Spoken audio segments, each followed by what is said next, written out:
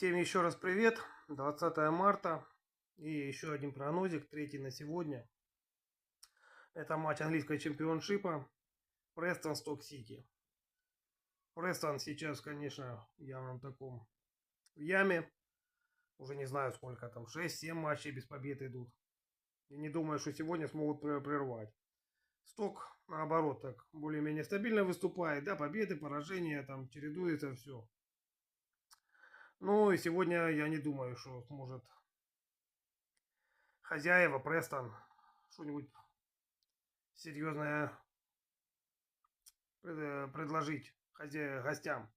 То есть мой прогноз, здесь победа гостей, то есть Сток Сити. Коэффициент вот сейчас у меня 2,77.